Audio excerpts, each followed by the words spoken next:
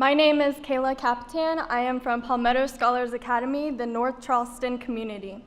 My co-principal investigator, Gabriel Voigt, could not be here today. He is studying aviation at Louisiana Tech. Our testable question is, how does spaceflight affect the detachment of zinc whiskers on raised access server room floor tile?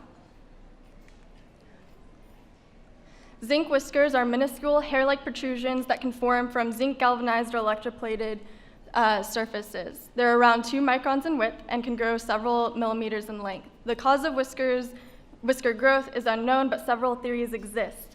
The scientific community has a limited understanding and knowledge of these whiskers, especially of the detachment of zinc whiskers, putting this experiment at the culmination of whisker failure mode comprehension. This experiment is important because galvanized or electroplated zinc is often found on the undersides of raised access server room floor tiles and metal post flooring structures.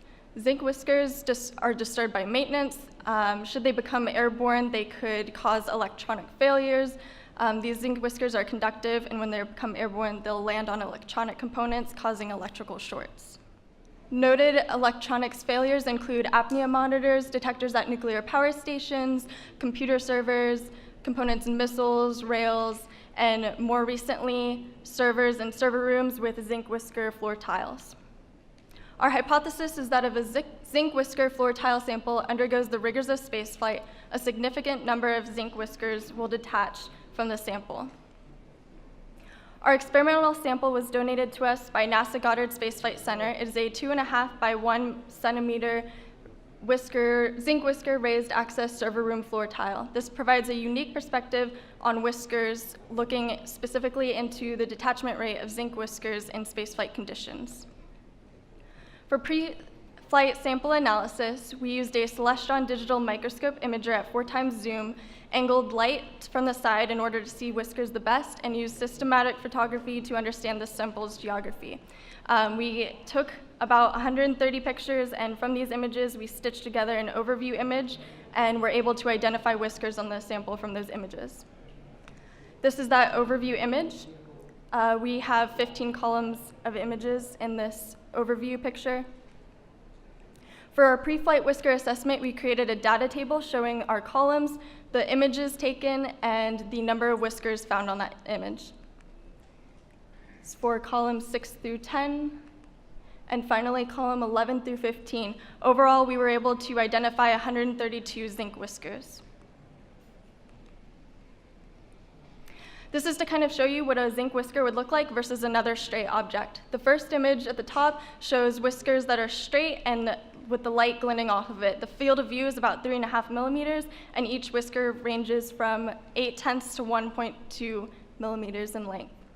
The bottom image shows a fiber that was found on the sample that was elevated off of the tile. For pre-flight sample prep, our materials were the zinc whiskered floor tile from Goddard, polyethylene foam, double-sided carbon tape, and the type 1 fluid mixing enclosure. We loaded the carbon tape to the interior of the FME in order to catch the detached whiskers, inserted the tile with forceps, plugged the ends with polyethylene foam, and closed the FME according to the NanoRacks procedure. For post-flight, we used a heated knife to cut open the FME to avoid vibrations with the sample. We peeled back the FME and removed the tile with forceps, nailed the FME open to analyze the carbon tape with a microscope. We ended up removing the tape from the FME and using the microscope imager to analyze the carbon tape. We continuing to angle light from the side in order to view whiskers the best. We used good paper alignment to systematically photograph and analyze this tape. Preliminary discoveries. Fragmentation of the whiskers may have occurred due to the stresses of spaceflight. Greater fragmentation occurred near where the sample was placed in the middle of the FME, and whiskers were identified larger near the ends of the FME. These 2 pictures show the carbon fiber tape, and the yellow circles indicate where we think fragmented whiskers were. Air pockets, creases, and carbon fiber increase difficulty with lighting and analysis, and air bubbles with high relief from the FME may have captured an increased number of these whiskers. This experiment had some limitations. Due to the observation of fragmentation of whiskers, a count of the whiskers could not be determined. Lighting was also difficult to sustain with the rugged terrain of the carbon tape underneath the microscope.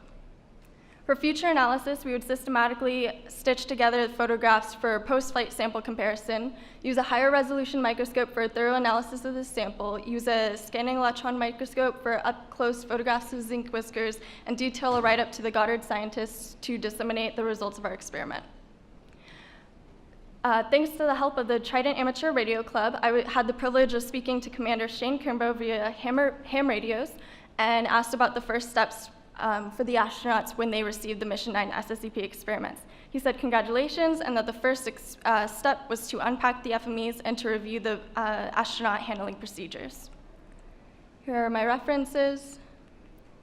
And I want to say thank you to the South Carolina Space Grant Consortium for monetary support and equipment, to the Center for the Advancement of Science and Space, Palmetto Scholars Academy Board of Directors, and Tim Gott, at NASA Goddard Space Flight Center, Jay Brousset, Ludmila Panashenko, Henning Leidecker, Trident Amateur Radio Club, with a special thanks to Thomas Glab, and to Philip and Emily Reed for reviewing my proposal. Thank you.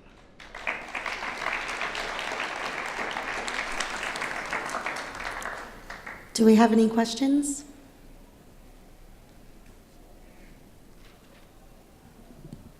Hi, my name is Srija. How did you come across this idea? So there were some Goddard scientists who brought this experiment to my attention.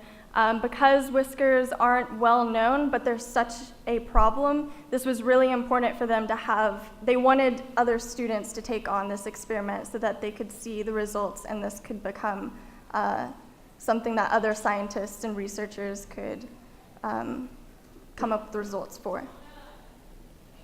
Hi, my name is Herschel from New Jersey. My question is, aside from doing just the test where you count the whiskers, have you considered running a current and seeing how the conductivity of the current, or how the presence of whiskers or lack of whiskers affects the current? Or is that a common procedure for testing whiskers? There isn't really a common procedure for testing. Our writing up what we did will kind of help with that. To introduce a current to these whiskers may not really work. Sometimes they're conductive, but they may not be. Our knowledge of whiskers is very limited. Thank you. Okay, thank you.